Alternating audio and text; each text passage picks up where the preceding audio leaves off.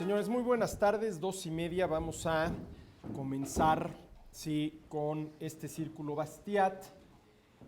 Y vamos a centrar la atención el día de hoy en el capítulo número 7, que es en el cual Bastiat Menger nos presenta sus ideas en torno a lo que es la mercancía.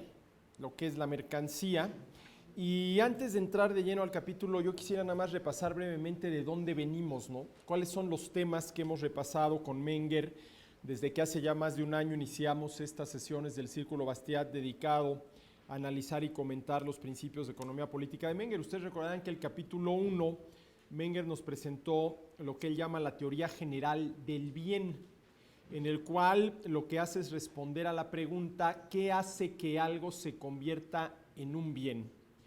En segundo lugar, el capítulo número 2, Menger trata el tema de la economía y del bienestar económico. ¿En qué consiste el bienestar económico? En el capítulo número 3, que por lo que en su momento significó en la historia del pensamiento económico, considero que es el más importante de la obra, Menger nos presenta la teoría del valor, señalando que el valor de las mercancías, al final de cuentas, es subjetivo, ¿sí? Y que sobre todo valoramos no tanto la mercancía o el bien o servicio con el cual satisfacemos nuestras necesidades, sino la satisfacción de la necesidad. Eso es lo que verdaderamente valoramos, ¿sí? El fin del consumo es la satisfacción de la necesidad. Y el poder disponer del satisfactor es el medio. Cuando yo tomo agua, la tomo para quitarme la sed. Y lo que valoro no es tanto tomar el agua, sino el hecho de que tomando agua se me quita la sed. Y lo que valoro es que se me quite la sed. Luego en el capítulo número 4 viene la teoría del intercambio, qué condiciones se tienen que cumplir para que se dé el intercambio.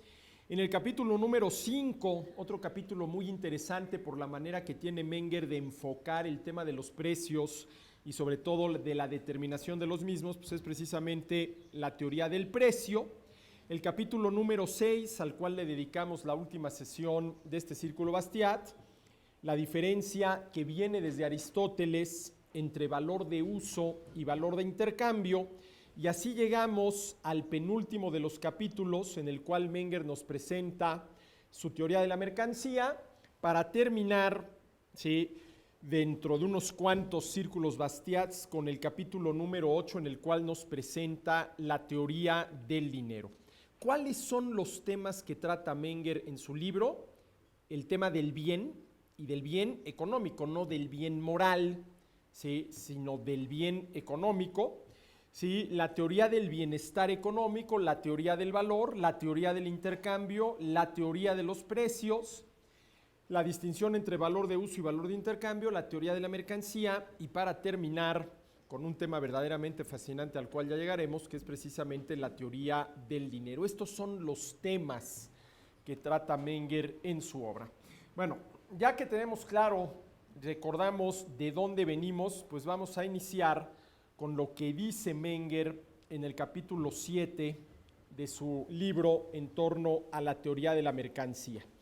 Y lo primero que hace Menger es distinguir el concepto de mercancía en su sentido popular, ¿sí?, en el sentido en que de manera coloquial se entiende el término mercancía, y el concepto de mercancía, como lo menciona Menger, en el sentido científico de la palabra. A ver, para el economista, ¿qué quiere decir mercancía? ¿Sí? ¿Qué quiere decir mercancía?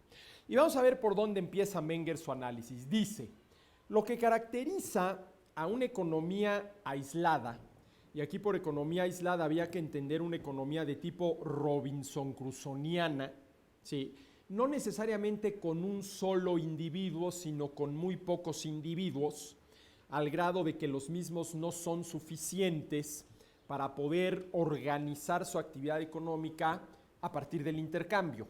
No necesariamente tiene que ser uno, Robinson Crusoe o Tarzán, que podría ser otro caso, pero sí una comunidad de personas, sí, de pocas personas, ¿sí?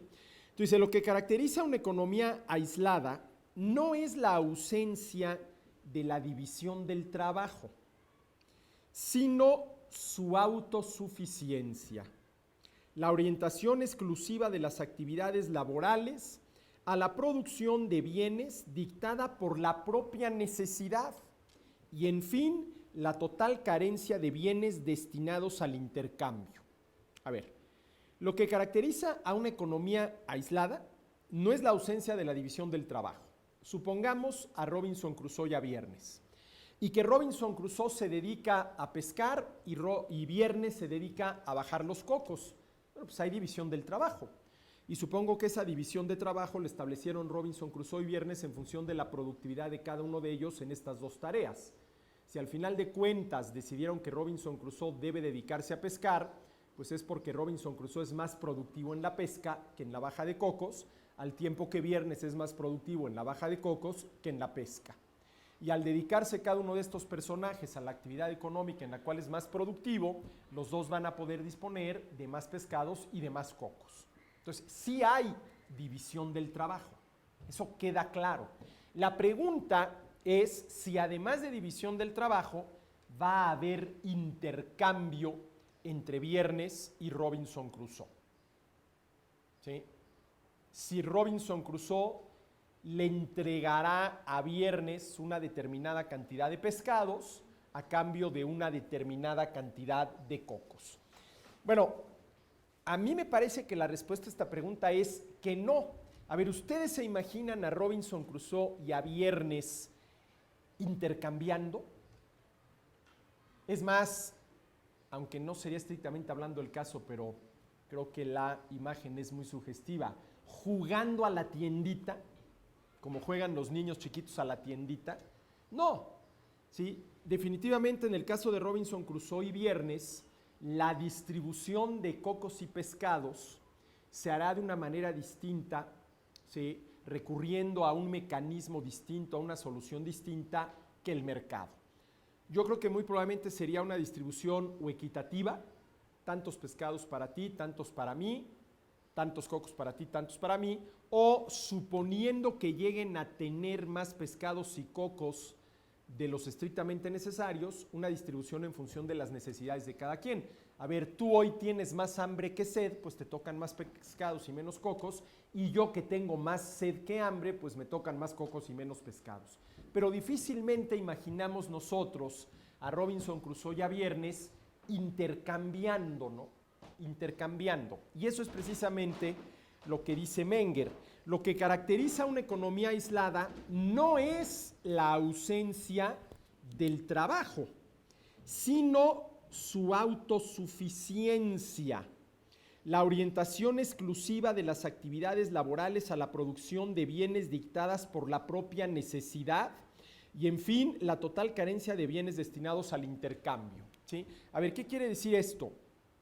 ¿Sí? Que Robinson Crusoe pesca y Viernes baja cocos con el objetivo de satisfacer sus necesidades. ¿Sí? Comparemos esta situación con la que puede enfrentar hoy en día un empresario que se dedica a la producción de zapatos. ¿Sí? ¿Cuál es el fin que tiene este empresario dedicado a producir zapatos? ¿Producir para el autoconsumo? Pues no, porque es de suponer que este empresario dedicado a la producción de zapatos produce muchos más pares de zapatos de los que él va a poder consumir en toda su vida. ¿Para qué produce zapatos este empresario? Para el intercambio, no para el autoconsumo. ¿Sí? No para el autoconsumo. Y aquí lo que está señalando Menger es precisamente la intención de los agentes económicos en esto que él llama una economía aislada, o la intención de los agentes económicos en lo que podríamos llamar una economía no aislada, ¿sí? Que sería la de este empresario que produce zapatos no para el autoconsumo, lo cual no quiere decir que él no consuma los zapatos que él mismo produce, sino simple y sencillamente que no consume todos los zapatos que él mismo produce. ¿Por qué? Porque la intención de este empresario zapatero No es consumir para el autoconsumo, sino consumir para la venta. Para la venta, ¿sí? Bueno. Entonces, dice Menger, en el ámbito de lo que él llama una economía aislada, ahora, ¿aislada de qué? De las posibilidades de realizar intercambios que realmente resulten beneficiosos. Esto es el asunto, ¿sí? Que realmente resulten beneficiosos. En el ámbito de una economía aislada, la división del trabajo se mantiene dentro de unos límites muy reducidos. Muy reducidos.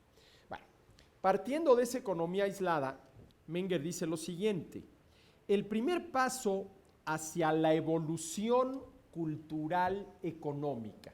Miren, aquí hay un término que Menger ha utilizado en otros capítulos, yo no recuerdo si en algún momento me detuve a considerarlo, pero que es interesante, ¿no? La evolución cultural económica. A ver, todo el mundo entiende qué supone la evolución, ir mejorando. Lo que supone lo económico, Menger ya lo ha dicho aquí varias veces y en esencia eso está relacionado con el problema económico de fondo que es la escasez. Pero ¿cómo habría que entender aquí esto de cultural? La evolución cultural económica. Aquí la palabra cultural, creo yo, hay que entenderla no en el sentido un tanto cuanto pedante de la misma. Fulanito es de amplia cultura porque no pasan de 3 compases cuando ya te distinguió absolutamente todas las sinfonías de Beethoven. Es una persona muy culta en el ámbito de la música, ¿no? No, aquí yo creo que la palabra cultural hay que entenderla como aquello que el ser humano hace. Todo lo que el ser humano hace es cultura. No necesariamente alta cultura, si por alta cultura entendemos, por ejemplo, las artes, ¿no? Pero es cultura. Y en este sentido nosotros nos movemos, y nosotros me refiero a los seres humanos, en 2 mundos.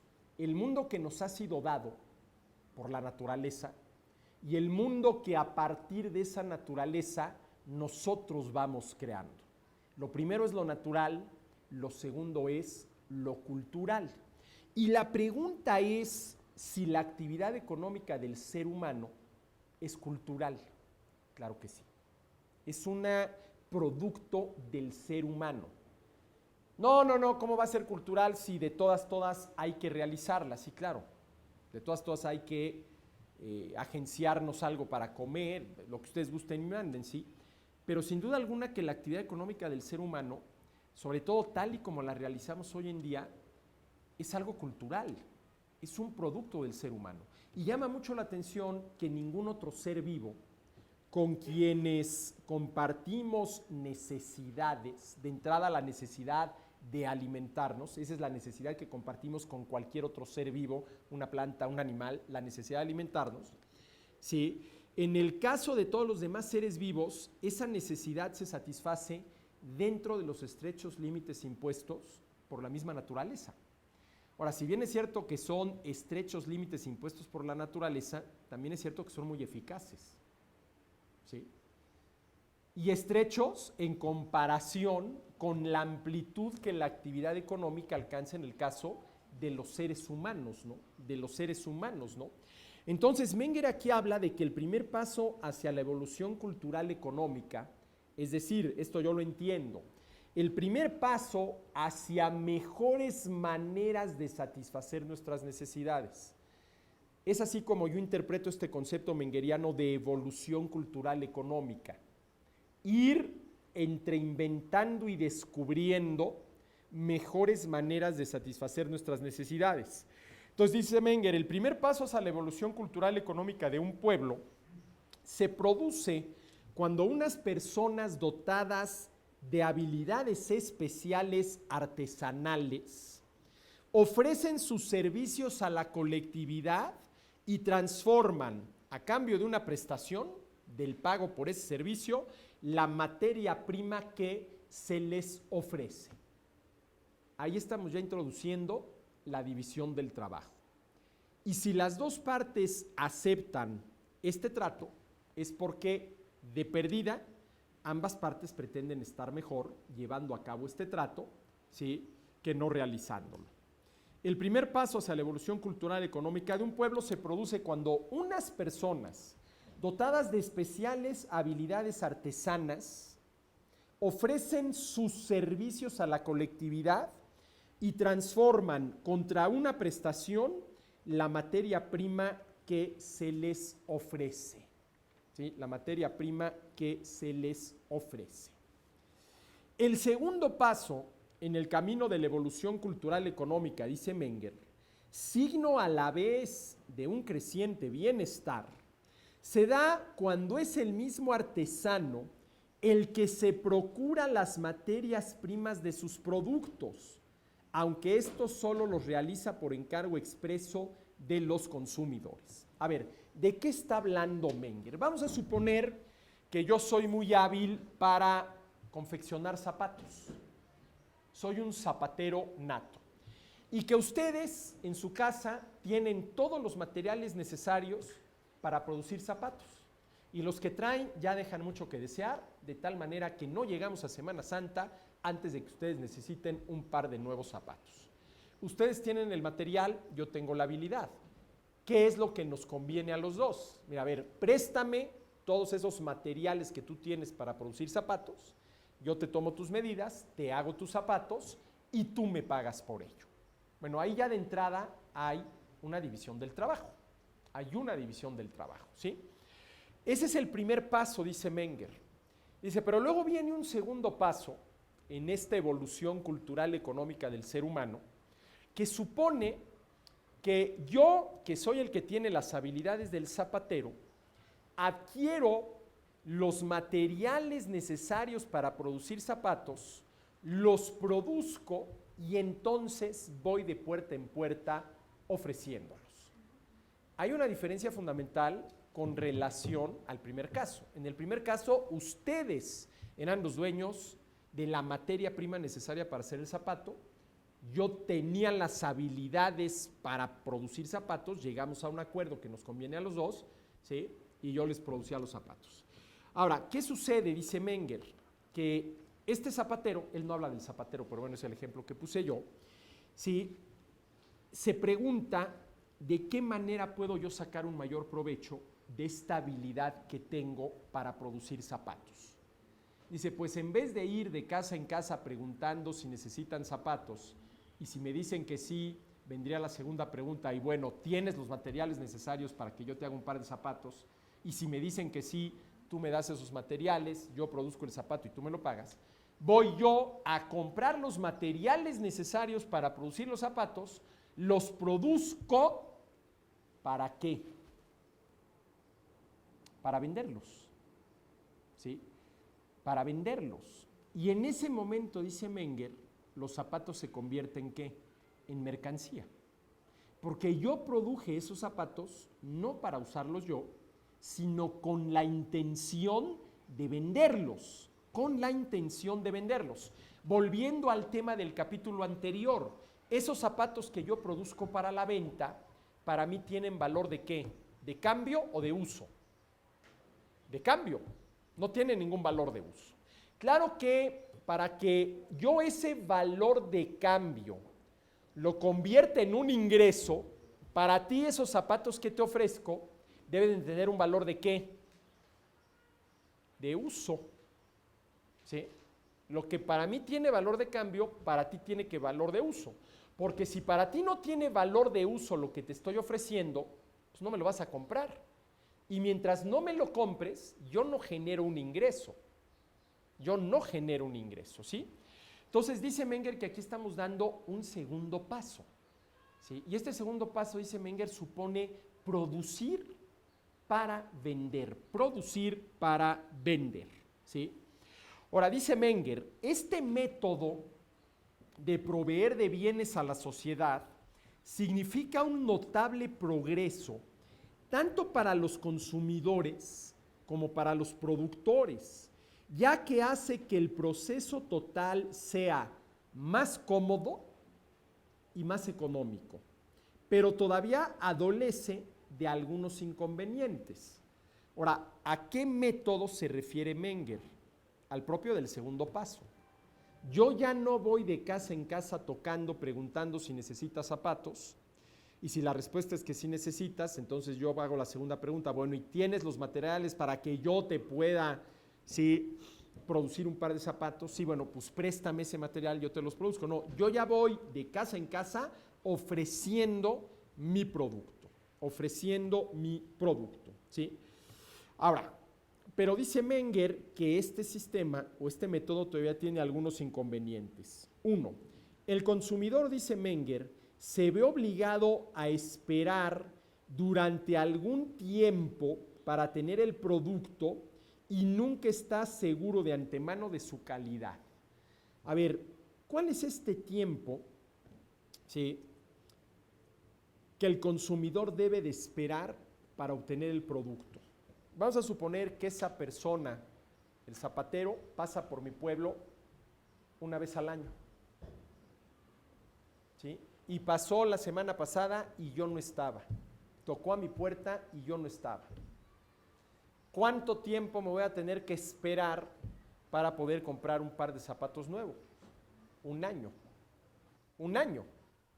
¿Sí? Ojo, aquí todavía no surgen los mercados. Entendiendo por mercado un lugar al cual puede ir el consumidor a comprar lo que necesita. Mercado que obviamente tiene que estar relativamente cerca de los consumidores, ¿no? Relativamente cerca de los consumidores. Aquí lo que suponemos es que este cuate que se dedica a producir zapatos y va de pueblo en pueblo ofreciendo su mercancía, pues pasa por mi pueblo una vez al año, ¿no? De tal manera que si yo me lo perdí hace 15 días que pasó, pues me voy a tener que esperar un año más, ¿sí? ¿Y qué tal si el estado de mis zapatos ya es verdaderamente lamentable, ¿no? Bueno, ese es uno de los inconvenientes que ve Menger en este, vamos a decirlo así, momento de la evolución cultural de la humanidad. Ahora dice, para el productor, unas veces podrá no tener trabajo y otras veces podrá estar sobrecargado del mismo, de tal modo que hay periodos en que permanece ocioso y otros en los que no puede dar abasto a los pedidos. Esta situación poco favorable ha hecho que los productores creen bienes de venta incierta que conservan en sus almacenes para poder atender al instante a una eventual demanda. Fíjense, a ver, ¿de qué está hablando Menger aquí?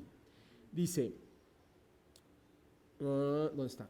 Esta situación poco favorable ha hecho que los productores produzcan bienes cuya venta es incierta, que conservarán en sus almacenes. Estamos ya hablando del mercado en el sentido físico del mismo, el lugar a donde van los consumidores. Porque miren, aquí hay una cosa muy interesante. Desde el punto de vista espacial, un mercado lo entendemos como el lugar al que van los consumidores. Pensemos en el típico centro comercial de las grandes ciudades contemporáneas. Es el lugar a donde vamos los consumidores, porque sabemos que ahí vamos a encontrar lo que necesitamos, ¿sí? Y una tienda, pues al final de cuentas no es otra cosa más que un almacén. Hombre, no es la bodega del almacén, pero es un almacén, por más bonito que esté y elegante que esté. No sé por qué me acordé de Neiman Marcus, ¿verdad? No sé por qué me vino a la mente esto de Neiman Marcus. No es la bodega donde guardan las mercancías que ofrecen en la tienda Neiman Marcus, pero la tienda Neiman Marcus, pues es un almacén, ¿no? Al final de cuentas, es un almacén, ¿sí? Entonces, ¿sí? Lo que dice Menger es que para ir sobrellevando esta situación poco favorable, los productores producen bienes cuya venta es incierta, ¿sí? Cuya venta es incierta, ¿sí? Que conservan en sus almacenes para poder atender al instante una eventual demanda. A ver, supónganse que ustedes tienen una tienda. ¿Qué es mejor?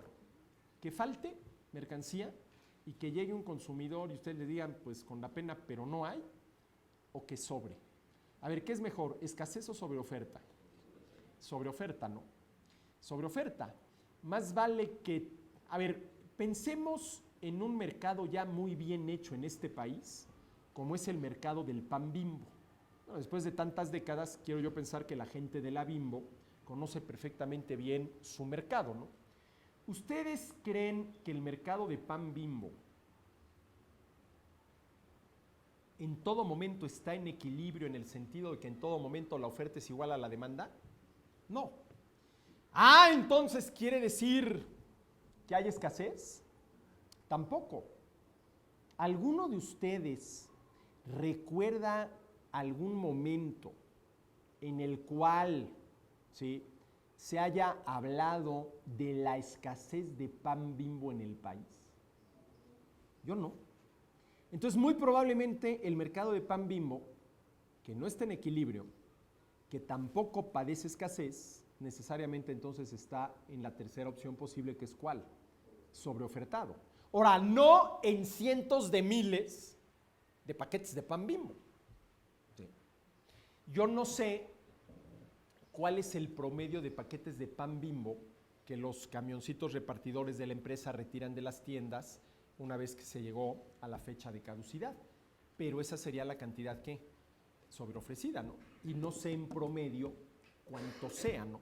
No sé en promedio cuánto sea, pero sin duda alguna que es un mercado sobreofrecido. Insisto, no en cientos de miles de paquetes, evidentemente que no, pero yo no recuerdo en ya mis muchas décadas de vida un momento en el cual la noticia en México haya sido no hay pan Bimbo. No, nunca. Sí. ¿Eso también tiene alguna implicación, por ejemplo, con el modelo de oferta y demanda de las curvas que chocan? O sea, realmente nunca tendríamos eso, ¿no? En equilibrio, a ver. Porque ahí sería que todo el pan se produce y todo se vende. Sí, y que al mismo momento el mercado se ajusta, ¿no? Y eso no se da. Miren, aquí hay que considerar una variable que introduce Menger en uno de los capítulos, el tiempo. El tiempo, ¿no? Es decir, si yo dibujo en el pizarrón la típica curva de oferta y demanda, en un eje están los precios y en otro las cantidades, bueno, ahí no aparece el tiempo, ¿no? Ahí no aparece el tiempo, ahí solucionas el sistema de ecuaciones inmediatamente, pues aquí es donde se cruzan, este es el precio de equilibrio, esta es la cantidad de equilibrio. Allá afuera es un poco más complejo, porque entre otras cosas hay que considerar el tiempo, ¿no? Hay que considerar el tiempo, que no solamente es una variable económica fundamental en el sentido de que es el recurso de los recursos, sin el cual todos los demás saldrían sobrando, sino que también está sujeto a la ley de la escasez, 24 horas al día, en una determinada cantidad de días en la vida de cada quien, y háganle como quieran, que de ahí no pasan, ¿sí? Que de ahí no pasan, ¿no? Pero bueno, ¿qué es lo que está diciendo Menger? ¿De qué nos está contando aquí en 2 o 3 renglones rapidísimos? El surgimiento del mercado, no como la relación de intercambio entre oferentes y demandantes, que dicho sea de paso es la manera en la que yo defino el mercado. El mercado al final de cuentas es la relación de intercambio entre oferentes y demandantes, sino el surgimiento del mercado como ese lugar en el cual se almacenan mercancías y al cual van los consumidores a comprarlas, ¿sí? Según los dos primeros pasos en la evolución cultural, económica de la humanidad, el productor es el que va al consumidor.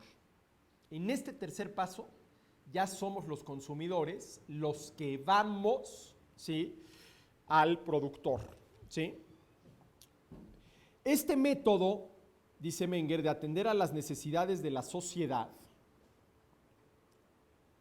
ha llevado en los estadios más evolucionados de la economía nacional, de un lado a la fabricación industrial, producción en masa, y del otro a la compra por parte del consumidor de mercancías de confección ya acabadas.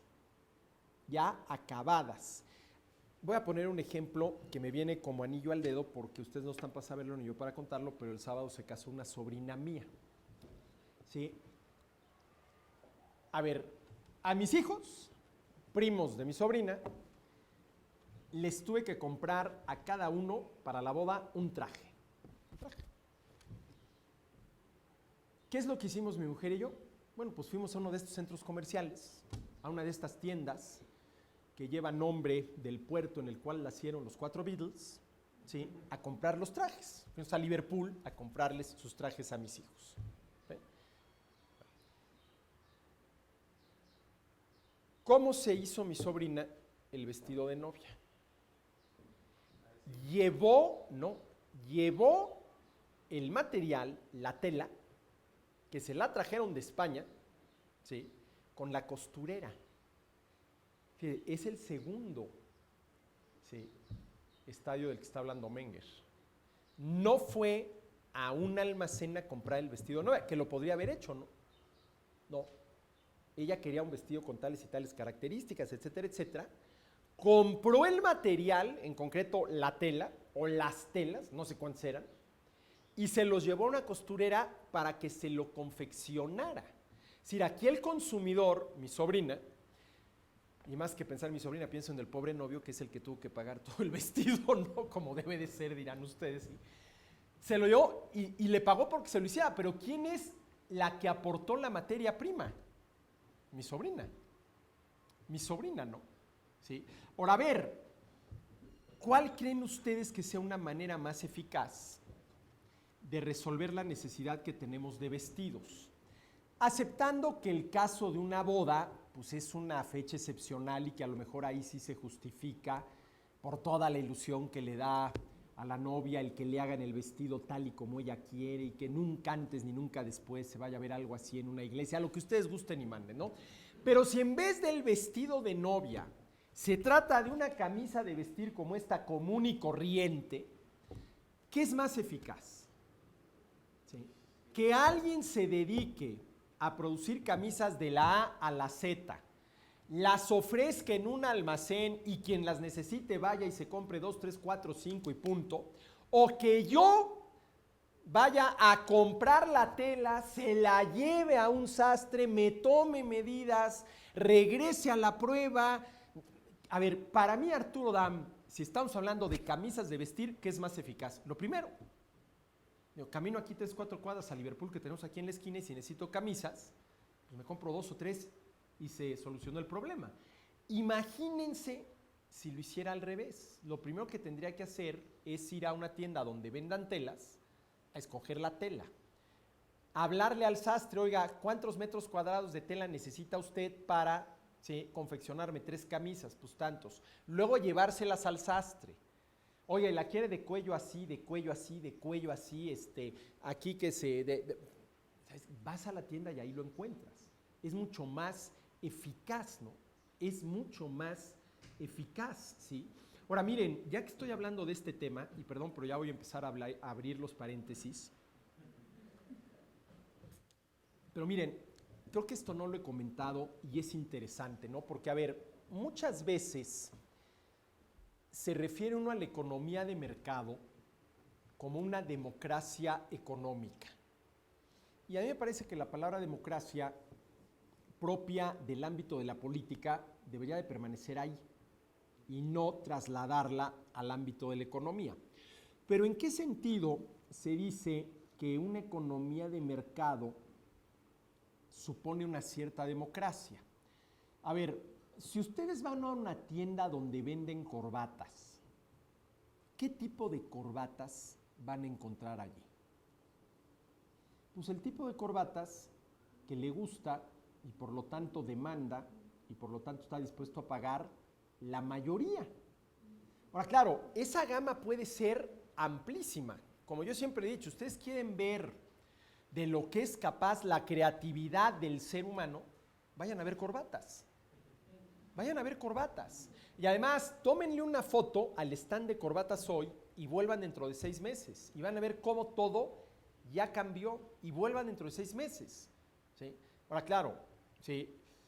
Las corbatas no son el único objeto que nos muestra la enorme creatividad del ser humano. Pero a ver, ¿cuántas personas ahorita aquí en el salón tenemos corbatas? Por lo que yo puedo ver 4. Hay 2, no digamos iguales, remotamente parecidas, ¿no? ¿Sí? Ahora, ¿qué tipo de corbatas encontramos en los mercados? Pues el tipo de corbata que la mayoría quiere. Y en ese sentido, los mercados son muy democráticos. Tú en los mercados encuentras lo que la mayoría quiere. Pero a ver, vamos a suponer que yo lo que quiero es una corbata, fíjense nada más, el doble de ancho de lo normal, y creo que aquí estoy yendo en contra de la moda, porque el otro día leí un artículo muy interesante de Arturo Pérez Reverte, que decía que parece ser que hoy en día la tendencia en corbatas para caballero es a que vuelvan a ser más delgaditas. Yo no sé, pero yo lo que quiero es una corbata el doble de ancho de lo normal. Imagínense, el doble de ancho. Color rosa mexicano. Y no se rían porque son mis gustos. ¿Okay? Rosa mexicano. Con lunares del tamaño de una moneda de 10 pesos, color púrpura. Púrpura. En cada uno de esos lunares bordado con hilo dorado y chaquiritas, el perfil de Snoopy. Bueno, a ver, si yo voy a Escapino, ¿voy a encontrar esa corbata? No, porque ese tipo de corbata no es el que le gusta a la mayoría. Ahora, alguien me dirá, hasta que alguien las ponga de moda, es cierto. Pero entonces, dado que yo en Escapino no voy a encontrar esa corbata, ¿quiere decir que ya me quedé sin mi corbata? No, porque si yo estoy dispuesto a pagarle un sastre, lo que el sastre me cobra por confeccionarme esa corbata, pues claro que me la va a confeccionar. En ese sentido, los mercados son terriblemente, ¿qué? Individualistas. Si tú estás dispuesto a pagar lo que el oferente te quiere cobrar, ¿sí?, para hacer realidad tu caprichito, lo consigues. En política eso no sucede. Porque si en política ganó el 51%, la mitad más uno, la otra mitad menos uno, ya se fastidió. Por lo menos hasta las próximas elecciones, y a ver si en las próximas elecciones ganan. Entonces fíjense que esto es lo interesante de los mercados. Desde cierto punto de vista podemos decir que los mercados son muy democráticos porque en los mercados encuentras lo que le gusta a las mayorías. Pero eso no quiere decir que las minorías, y la mínima minoría es el individuo, no pueda salirse con la suya en el mercado si está dispuesto a pagar el precio al cual alguien está dispuesto a cobrarle, ¿no? Y miren, esto me remite a lo que yo llamo la primera ley del mercado. ¿Cuál es la primera ley del mercado? Allí donde hay demanda, habrá oferta. Y por ejemplo, esto es algo que no acaban de entender los que quieren prohibir el consumo de ciertas sustancias. Es el típico caso de las drogas, ¿no? Mientras tú, drogadicto, estés dispuesto a pagarle, ¿sí?, al narcotraficante lo que éste te cobra por ofrecerte lo que quieres, lo vas a tener. Y contra esa primera ley del mercado no ha habido, ¿sí?, poder en la historia humana que pueda. Y revisen ustedes la historia humana. No ha habido poder humano que pueda, ¿sí? Pero bueno, entonces, eso es lo que está, bueno, no eso ni lo de las drogas ni lo de las corbatas, sino lo que está diciendo Menger es, nos está aquí platicando del surgimiento del mercado como el lugar en el cual se almacenan bienes y servicios que se ponen a disposición de los consumidores y al cual los consumidores pueden ir a comprarlos, ¿sí? A comprarlos, ¿sí? Bueno, ahora, continúa Menger, dice, el uso lingüístico ha dado a estos productos que los productores o los intermediarios tienen a punto para el intercambio, ¿sí?, el nombre de mercancías. Aunque el concepto se reduce de hecho a los bienes muebles, a excepción del dinero. ¿Cuáles son los bienes muebles? Los que se pueden mover, ¿sí? Pero los bienes inmuebles también son mercancías. A ver, ¿qué es lo que está diciendo Menger? Miren, esta parte del capítulo lleva por título el concepto de mercancía en su sentido popular y científico. A ver, unos mameyes puestos a la venta, ¿sí?, en el puesto de frutas del mercado, cualquiera los consideraría como mercancías. Es un bien mueble, ¿sí? Un terreno puesto a la venta, se vende terreno, llamar a y el teléfono, ¿se consideraría también una mercancía? Hombre, lo es, pero habrá que ver si la gente lo considera una mercancía en el mismo sentido en que considera una mercancía, ¿sí?, un kilogramo de mameyes. Probablemente no. Entonces, lo que está diciendo Menger, y a lo mejor al final de cuentas esta distinción no tiene mayor importancia, pero él la señala, es que desde el punto de vista coloquial, mercancía es todo bien mueble destinado a la venta. Pero ¿qué pasa con todos los bienes inmuebles, un terreno, una casa, que también están destinados a la venta? ¿O qué pasa con un servicio? ¿Qué pasa con un servicio? ¿Qué pasa con el trabajo humano en general? Miren, yo estoy leyendo ahorita la biografía que escribió Ratzinger de Jesucristo, que de verdad está muy interesante, de verdad está interesantísima, ¿sí? Pero, y me llama la atención porque Ratzinger es un hombre inteligente, hay un parrafito ahí en el cual menciona Ratzinger al capitalismo. Ya no recuerdo con qué motivo, pero menciona al capitalismo, en concreto en el capítulo donde está analizando todo el sermón de la montaña y las bienaventuranzas, etcétera, etcétera. Y dice, y el capitalismo en el cual todo, absolutamente todo, incluido el trabajo humano, se convierte en mercancía. Y Ratzinger lo dice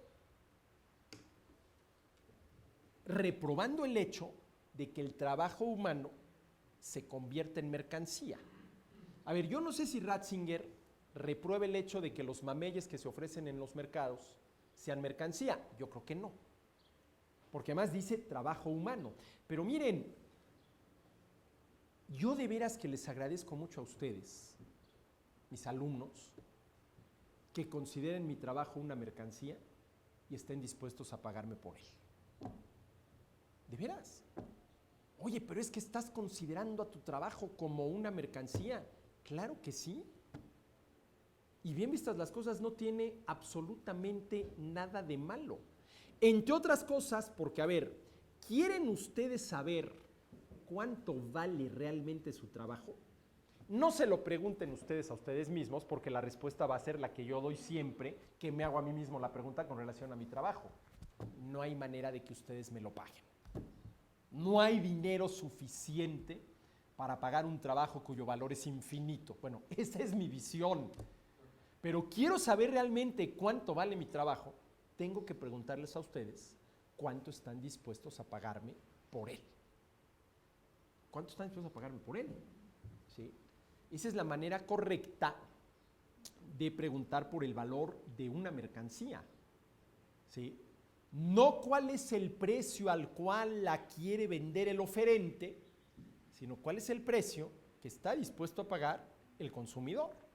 Ya se trate de mameyes o, ¿sí?, de clases de economía, ¿sí?, de clases de economía.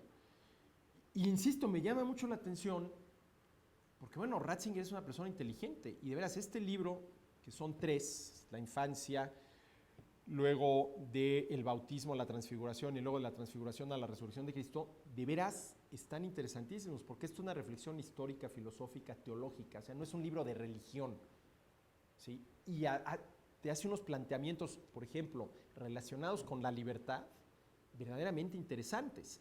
Pero por ahí menciona el capitalismo y dice que termina siendo de todo una mercancía, inclusive el trabajo humano. Pues bendito sea Dios. ¿Se imaginan si nuestro trabajo no fuera una mercancía? Todas las otras mercancías dejarían de serlo. ¿Por qué? A ver, déjenme repetirlo.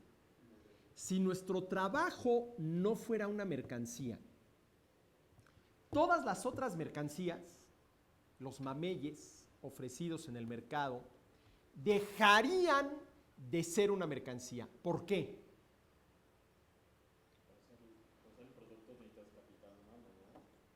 Pero ojo, a ver, si mi trabajo deja de ser una mercancía, quiere decir que ya nadie está dispuesto a pagarme por él. Si nadie está dispuesto a pagarme por él, yo ya no genero ingresos. Y si no genero ingresos, ¿con qué dinero voy a ir al mercado a comprar mameyes?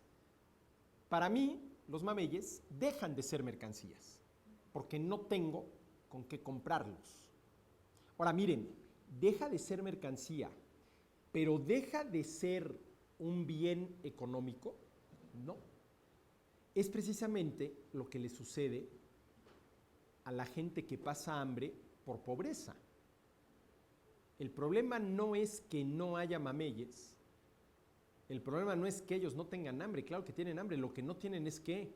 Ingreso, y a lo mejor no generan ingreso porque su trabajo nadie lo considera una mercancía. ¿Qué sabes hacer? Nada. Pues, como quieres, ¿no? Sí, como quieres. Pero bueno, entonces, lo que dice Menger es que el uso lingüístico ha dado a estos productos, los que se producen para la venta, que los productores o los intermediarios tienen a punto para el intercambio el nombre de mercancías, aunque el concepto se reduce de hecho a los bienes muebles, ¿sí? A excepción, dice Menger, del dinero. ¿El dinero es un bien mueble? Bueno, sí, en el sentido que se mueve y es un bien porque nos facilita muchísimo el intercambio. Ahora, la pregunta es si el dinero como dinero, en cuanto dinero, es una mercancía. Porque, ojo, aquí hay una cosa interesante. Una mercancía es todo aquello que se produce para la venta. Pero claro, eso presupone que se va a vender. Y que se venda presupone que hay alguien que necesita aquello para satisfacer alguna necesidad, algún gusto, algún deseo o algún capricho.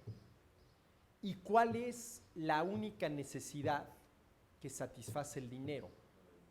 La necesidad que tenemos de facilitar lo más posible el intercambio. Pero fuera de esa necesidad, de manera directa, el dinero no satisface ninguna otra. El ejemplo que yo pongo, ustedes tienen hambre, no van a sacar un billete de 20 pesos, lo van a extender sobre su mano, van a sacar el monedero, moneditas de 5 centavos, se las van a poner, van a tratar de enrollarlo a ver si les sale un taco y a empezar a comérselo, ¿no? Les va a salir mucho más caro el caldo que las albóndigas. Con ese dinero van a la taquería y se compran tacos. A ustedes les duele la cabeza y no llenan un vaso con medio de agua y echan 2 monedas de a 100 pesos a ver si sucede lo que sucede con los Alka-Seltzers. Nunca va a suceder. Con esas monedas van a la farmacia y compran Alka-Seltzers, ¿sí? Entonces, en este sentido, el dinero no es una mercancía. Es el medio de intercambio de las mercancías. Pero sí es un bien. Claro que es un bien. Tan es un bien que hay gente dispuesta a matar por él. Hay gente dispuesta a robar por él. Hay gente dispuesta a secuestrar por él. Ahí el problema no es el dinero, es la manera de adquirir el dinero, ¿sí? Y es un bien mueble. Es más, lo propio del dinero es que moverse. Lo propio del dinero es moverse, intercambiarlo por bienes y servicios, ¿sí? Ahora dice, para los economistas, en el sentido científico del término, la palabra mercancía se refiere a cualquier cosa destinada al intercambio, mueble o inmueble. Cualquier cosa destinada al intercambio es una mercancía. Es una mercancía. A partir de dicho concepto de mercancía, entendido en su sentido científico, todo aquello destinado al intercambio, se puede comprender de inmediato que el carácter de mercancía no es una propiedad intrínseca del bien en cuestión, sino solo una relación especial de esa misma cosa hacia la persona que dispone de ella. Una relación cuya desaparición entraña, a su vez, la desaparición del carácter de mercancía de los bienes mismos, ¿sí? A ver, para mí, ahorita en estos momentos, este aparatito, ¿es una mercancía? No, porque yo no estoy dispuesto a venderlo. Y fíjense que, yo no sé si ustedes se fijaron, que hasta el anterior Círculo Bastiat, válgase comercial, traía una BlackBerry. Esto ya es el Samsung Galaxy 3, no sé qué tantas cosas, ¿no?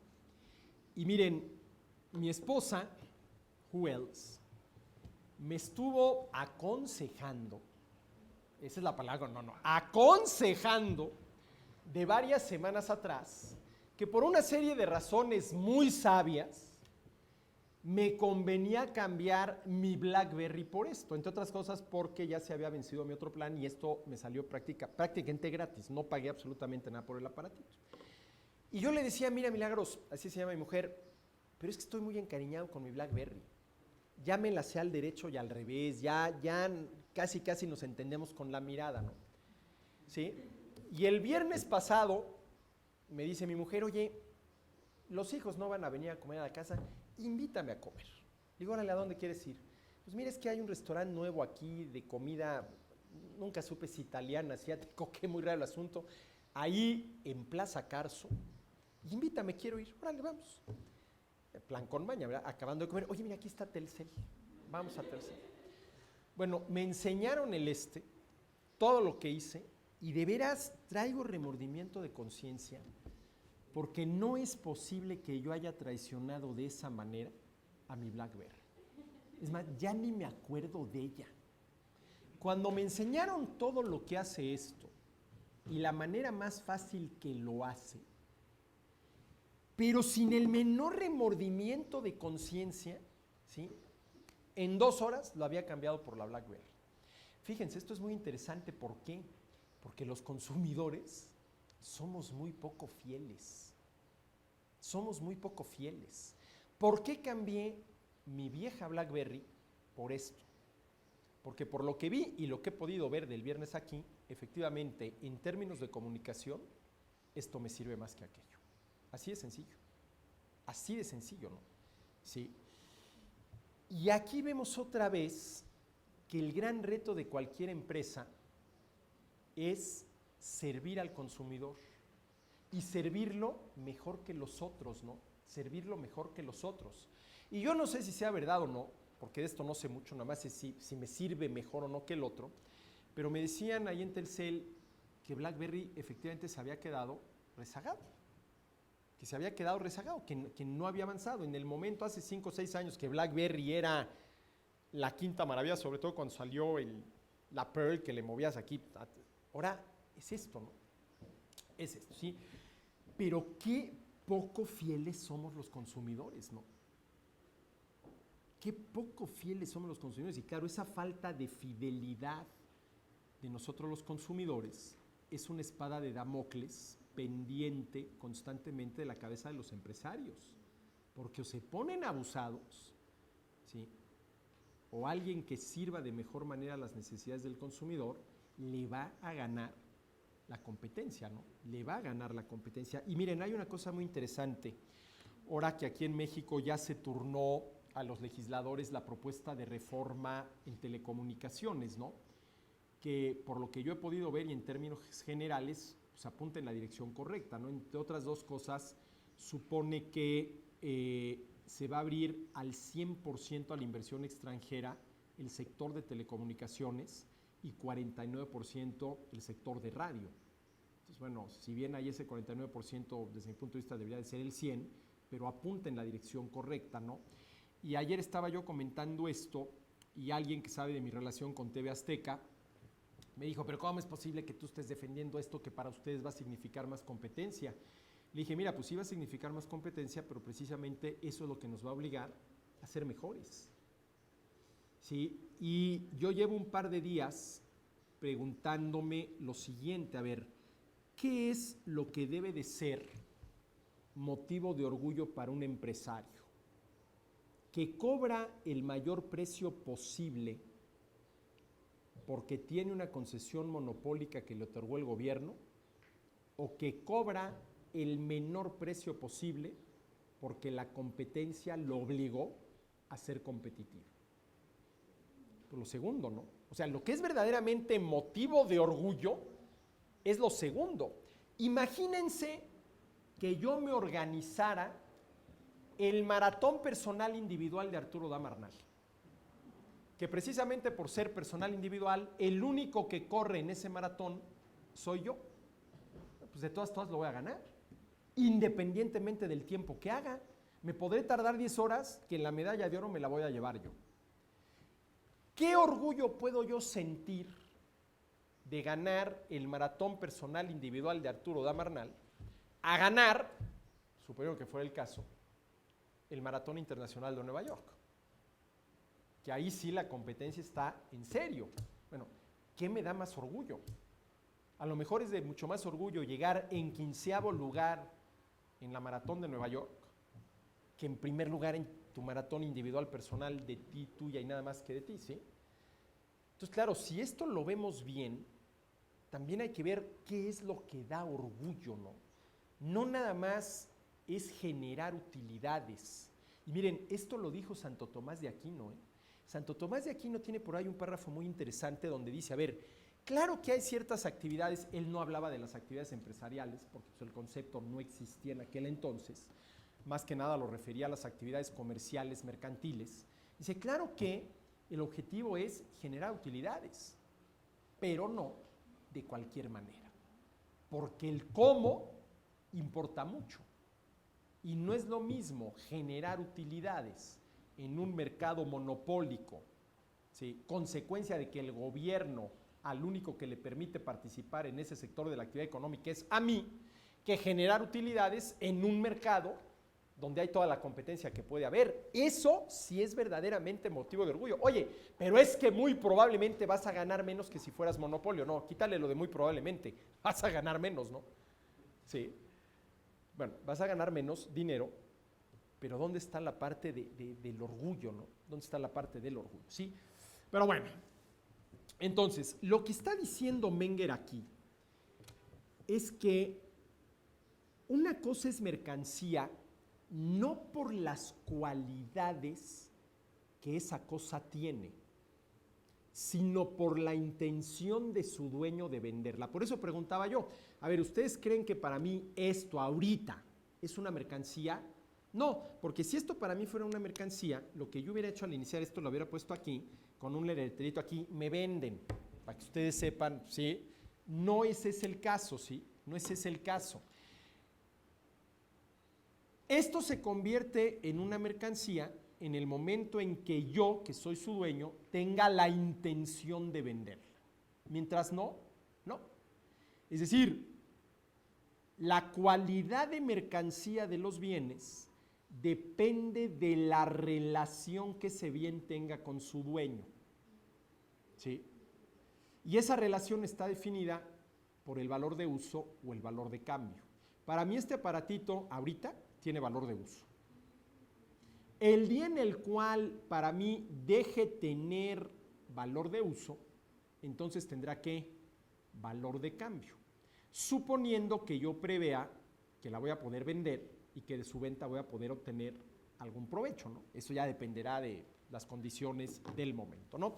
Pero entonces lo que Menger está diciendo es que, entendido en su sentido científico, se puede comprender de inmediato que el carácter de mercancía no es una propiedad intrínseca del bien en cuestión, como tampoco lo es, por ejemplo, la cualidad de bien que tienen las cosas.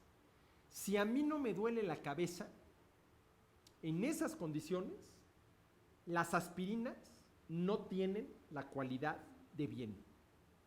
Oye, pero siguen teniendo exactamente la misma capacidad de quitar el dolor de cabeza, sí, pero como a mí no me duele el dolor, como a mí no me duele la cabeza, pues en ese momento las aspirinas para mí no son un bien, ¿sí? Lo mismo sucede con las mercancías, ¿no? Lo mismo sucede con las mercancías. Y miren, aquí volvemos a ver otra de las dimensiones de la subjetividad que está presente en el mundo de la economía. Sí, a ver, la cualidad de bien de algo no depende de las cualidades intrínsecas de ese bien, sino de la necesidad del sujeto, que es el consumidor. ¿Sí? La cualidad de mercancía de una cosa no depende de las cualidades intrínsecas de la cosa, sino de la relación que a través del valor de uso o valor de intercambio establece esa cosa con un sujeto. Ni la cualidad de bien de las cosas, ni la cualidad de mercancía de las cosas dependen de las cualidades intrínsecas de la cosa, sino de ciertos hechos que encontramos por el lado del sujeto. Por el lado del sujeto. Miren,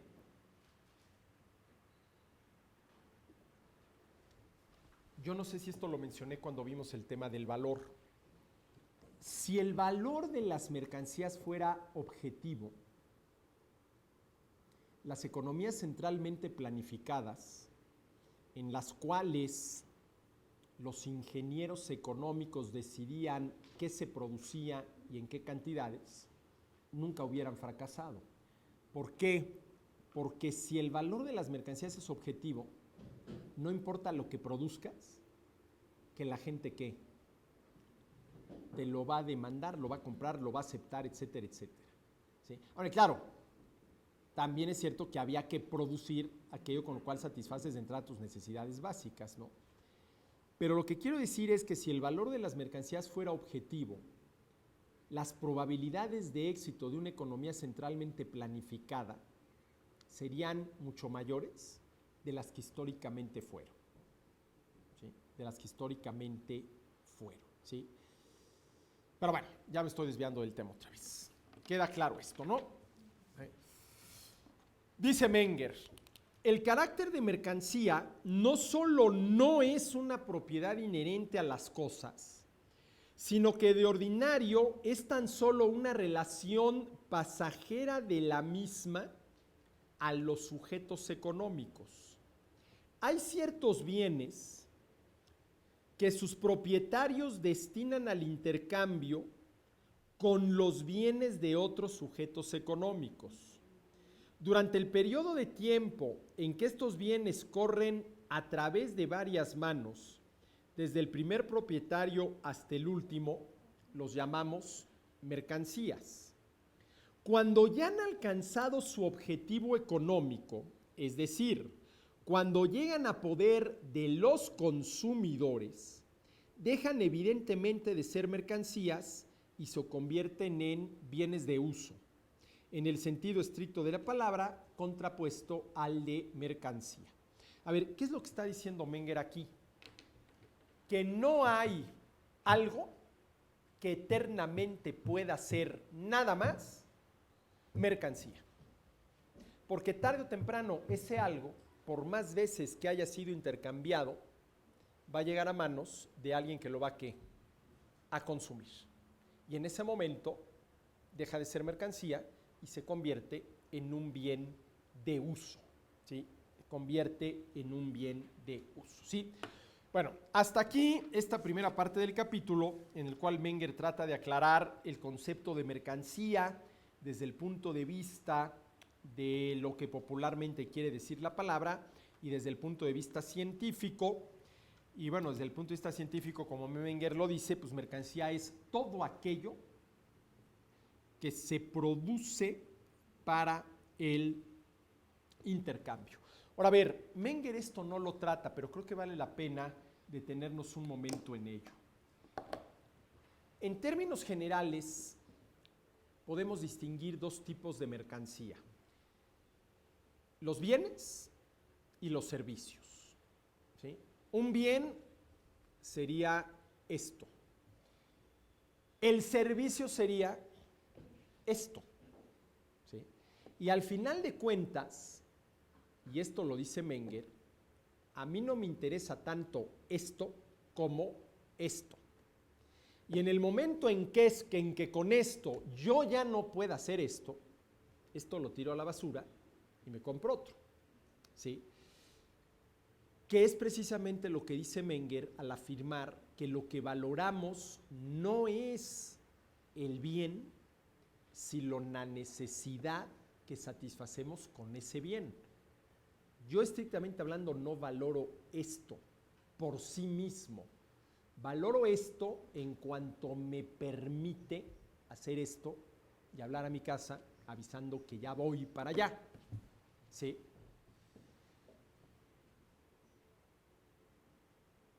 Pero hay otras mercancías que son meramente servicios y que no se requiere un bien para prestar el servicio. A ver, ¿qué servicio nos presta este bien? El servicio de comunicación, de muchas maneras, pero el servicio de comunicación. Ese servicio de comunicación se tiene que hacer a través de un bien, el teléfono, no hay de otra. Pero, por ejemplo, una clase de economía en la universidad, ¿es una mercancía, sí o no? Bendito sea Dios. ¿Sí? ¿Qué tipo de mercancía es? ¿Es un bien? No, es un servicio. ¿Sí? ¿Y cuál es la característica de un servicio? Que la producción del mismo y el consumo del mismo son intangibles e inmediatos. Al mismo tiempo que un profesor produce la clase, se está consumiendo la clase. Pero no es verdad que al mismo tiempo que el zapatero produce el zapato, se está consumiendo el zapato. Esa es la diferencia entre los bienes, que son tangibles, y los servicios, que son intangibles. Al mismo tiempo que el dentista te está sacando la muela, se está produciendo el servicio que el dentista te da y consumiendo el servicio. Esa es la diferencia entre bienes y servicios. Ahora, a ver, una pregunta. ¿Qué vale más? ¿Un bien o un servicio? ¿Un mango o un poema? Claro, ¿de quién? Del consumidor.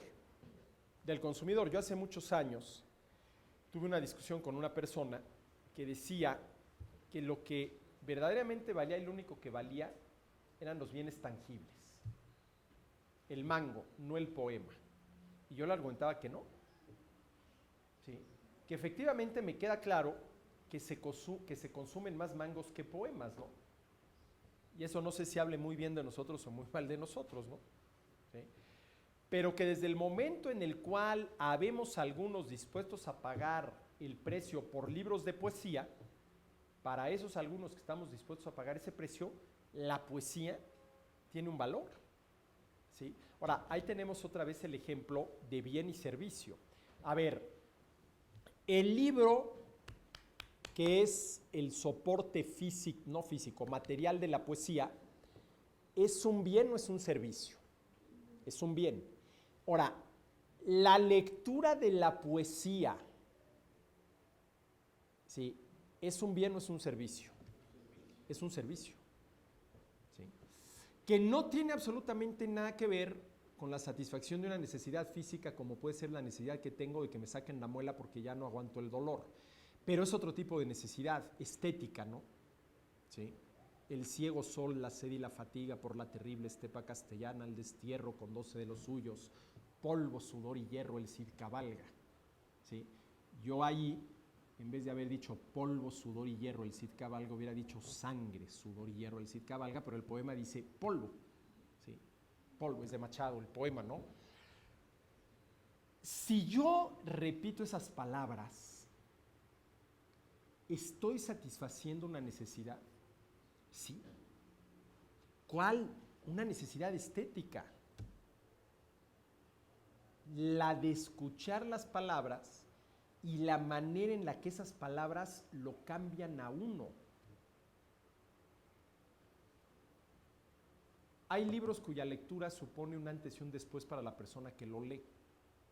¿Sí? Los poemas también, ¿no? Pero bueno, en fin, ahí está todo este asunto, ¿sí? Bueno, entonces entramos al segundo punto del capítulo 7, destinado a la naturaleza de las mercancías, donde Menger analiza de qué depende la capacidad de venta de las mercancías. Si se puede vender o no se puede vender. ¿De qué depende que una mercancía se pueda o no se pueda vender, ¿sí? Dice Menger, la vendibilidad, así se tradujo, la vendibilidad de las mercancías tiene 4 clases de limitación. Es decir, hay 4 cosas que limitan la posibilidad de vender una mercancía.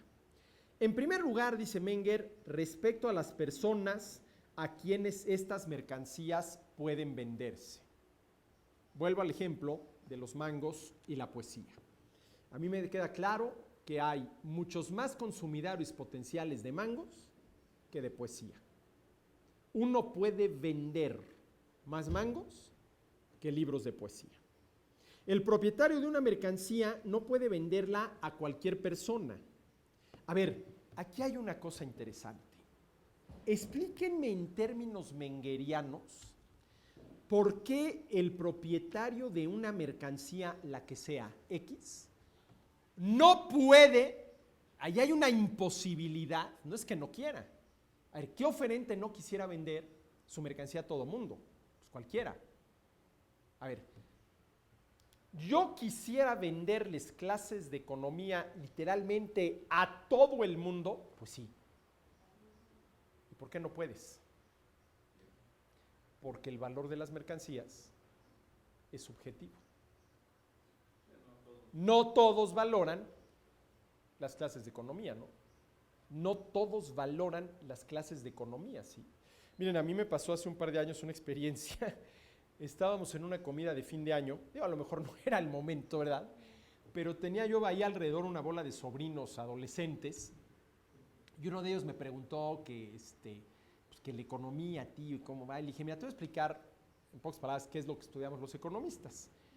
Y le empecé a contar el asunto de la producción de lápiz, ¿no? No hay nadie en el mundo que sepa producir un lápiz de la A a la Z, el Yo lápiz, iPencil de Leonard Reed, ¿no? Y me di cuenta que a algunos de mis sobrinos realmente les llamó la atención lo que yo estaba contando, ¿no? Sí, pues, ya vi cuenta de eso. Pero a otros, ¿sí? Se dieron la media vuelta y se fueron a jugar billar.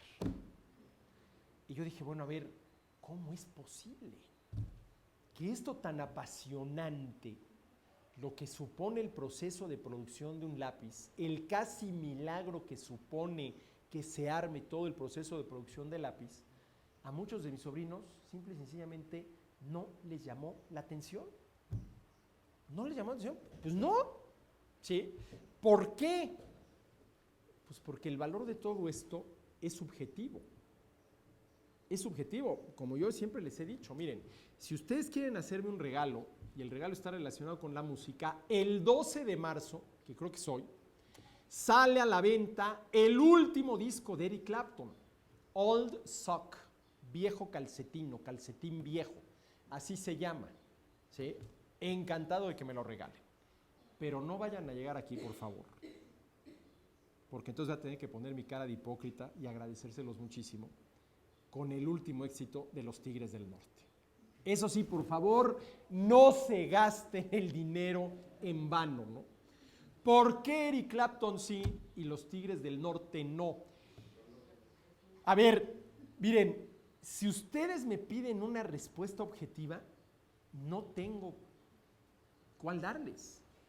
La respuesta es tan subjetiva como esta. Clapton me gusta, los Tigres del Norte no me gustan.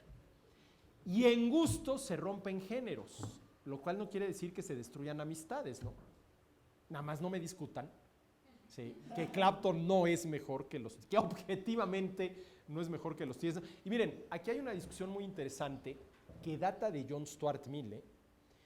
John Stuart Mill decía en su etapa de utilitarista, hombre, que sí, que los seres humanos muchas veces actuamos en función de la satisfacción que vamos a recibir de nuestros actos. Y esto hasta cierto punto se entiende perfectamente bien.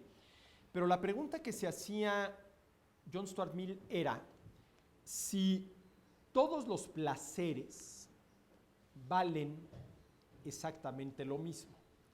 Y probablemente hoy en día John Stuart Mill se hubiera hecho la pregunta en estos términos. A ver, objetivamente, ¿vale lo mismo el concierto emperador de Beethoven, ¿sí?, que los éxitos más grandes de Jenny Rivera? A ver, ojo, objetivamente, ¿valen más el concierto emperador de Beethoven, pam, pararam, pam, pam, pam, pam, pam, pam, pam, que es precioso, que los 10 éxitos más contundentes de la afinada y llorada Jenny Rivera? Híjole. Lo que pasa es que si digo que sí, y claro, mi reacción natural es decir, pero ¿cómo no? Sí. Pero si digo que sí, pues en una de esas estoy echando por la borda todo lo que he venido diciendo de que el valor de las mercancías es subjetivo. Yo a lo más que puedo llegar es que a mí me gusta más el concierto emperador de Beethoven, ¿sí?, que las canciones de Jenny Rivera, de las cuales, debo confesar, no les podría yo tararear ninguna. Algunos pedacitos escuché cuando murió, porque pues se escuchaban por ahí a raíz del fallecimiento de Jenny Rivera, pero si me dicen, a ver, una, no me acuerdo, ¿sí?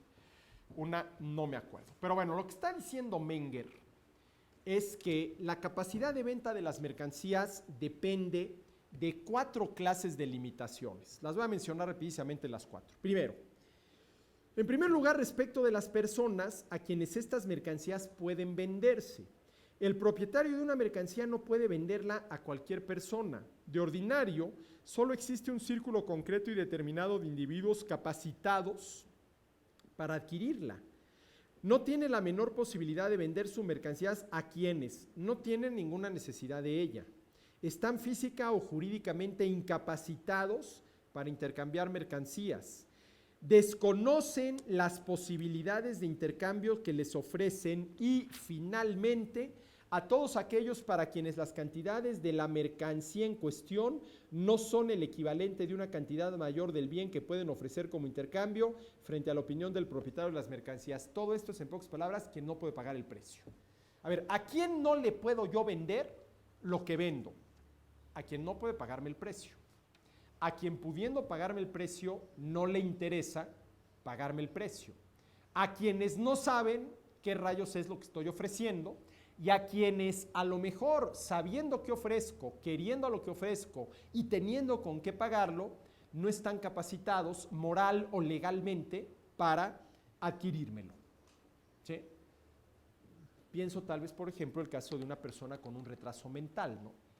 Con un retraso mental que a lo mejor no se le... En fin, ahí habría que ver ese el caso. Bueno, ese es el primer punto. Segundo, la capacidad de venta de las mercancías está limitada, en segundo término, por la región o país dentro del cual puede llevarse a cabo la venta. Para que una mercancía pueda venderse en un determinado lugar se requiere, aparte de la anterior exigencia, que exista en dicho lugar un círculo de personas a las cuales poder venderlas, que no haya impedimentos físicos o jurídicos para el transporte a dicho lugar y su oferta en el mercado, y que los costos y desembolsos inherentes a dicho transporte no eliminen las expectativas de beneficio depositadas en el intercambio. ¿Sí? A ver, ¿qué probabilidades hay de que yo les venda conferencias de economía a los chinos? Muy pocas. Hombre, yo soy terriblemente optimista y por eso es que no digo ninguna, sino muy pocas. ¿Por qué? Pues porque hay un océano de por medio. Nada más por eso, ¿no? Porque hay un océano de por medio, ¿no? Y luego, ¿qué tan interesados, volviendo al primer punto que mencionaba Mendel, qué tan interesados pueden estar los chinos en una conferencia de la economía mexicana, ¿no? Pero de entrada, pues hay ahí un océano de diferencia, ¿sí? En tercer lugar, dice Menger, la capacidad de venta de las mercancías tiene, en tercer lugar, una limitación de tipo cuantitativo. Desde este punto de vista, la posibilidad de venta está condicionada por la necesidad aún no cubierta de la mercancía en cuestión y además limitada a aquellas cantidades respecto de las cuales se dan los fundamentos para operaciones de intercambio económico. Puede ser, desde luego, muy amplia la necesidad que un individuo tiene de una mercancía, pero más allá de estos límites y dentro de un determinado periodo de tiempo, no puede contarse con que adquiera más cantidad de la misma. ¿Qué quiere decir Menger? Una limitación a la venta de mercancías es cuánto quieres de lo que te estoy ofreciendo. Es lo que está diciendo en pocas palabras, ¿no? Es decir, el que ustedes necesiten zapatos, el que ustedes tengan dinero para comprar zapatos, el que ustedes no estén impedidos moral y legalmente para comprar zapatos, en que ustedes, consumidores potenciales de zapatos, y yo, productor de zapatos, no medie un océano que haga imposible el intercambio, no quiere decir que yo les pueda vender a ustedes toda mi producción de zapatos. ¿Sí? La cantidad que quiere el consumidor es una limitante muy importante para la venta de mercancías. Ahora dirán ustedes, bueno, pero pues esto es obvio. Sí es obvio, ¿sí? Pero precisamente de eso trata la filosofía. Y miren, aquí, visto desde la perspectiva actual de esta ciencia económica tan matematizada, uno diría que lo que tenemos aquí es un tratado de filosofía de la economía. Esta es una aproximación filosófica de la economía. A ver, ¿qué es lo que está haciendo aquí Menger? O sea, a ver, vamos a tratar de descubrir, de develar, de quitarle el velo, ¿sí?, que nos impide ver con claridad qué es una mercancía. ¿De qué depende que la mercancía se venda? Eso es lo que está haciendo Menger, ¿no? Y por ahí habría que empezar. Pero claro, es obvio que no voy a poder vender más de lo que el consumidor me quiera comprar. Bueno, y entonces ahí el reto está, ¿cómo le hago para que me quiera comprar más? Ah, pues ¿sabes qué? Hazle zapatos que en vez de que duren 6 meses, duren nada más 2.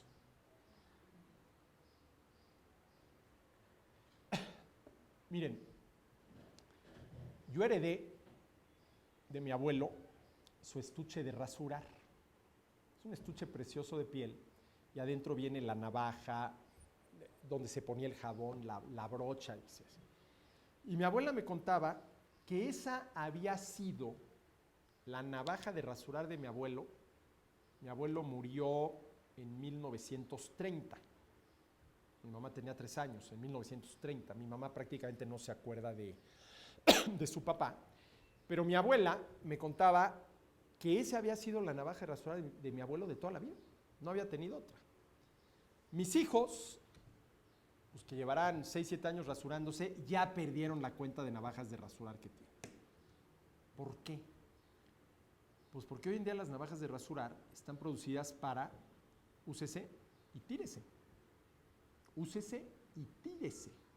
Y si todavía en épocas de mi papá el rastrillo te podía durar toda la vida y eran de esas Gillette que le dabas vuelta y se abría y le ponías la hoja, todo aquello que se acuerdan de nuestros papás.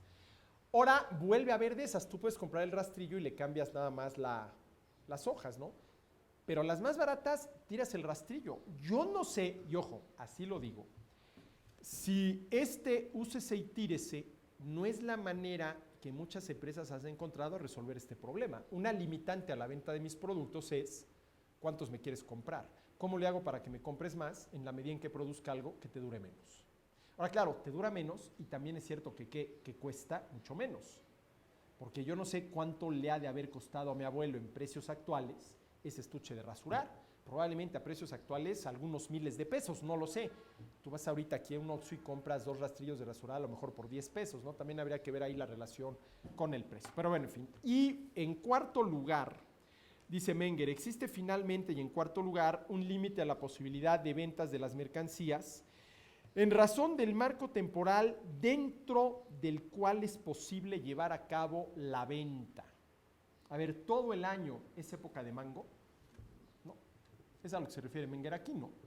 No todo el año, desafortunadamente, porque vaya que es sabrosa la fruta, es época de mango, ¿no? Si la venta de mango solamente se lleva a cabo. Todo el año en una ciudad como México es época para vender abrigos, bufandas y demás, pues no, ¿sí? No es lo mismo en algún país nórdico, ¿no? Entonces, aquí encontramos las variables que limitan la capacidad de venta de las mercancías, sintetizando la valoración de los consumidores. En segundo lugar, si la lejanía entre el oferente y el demandante. En tercer lugar, ¿sí?, la cantidad que el consumidor está dispuesto a comprarte.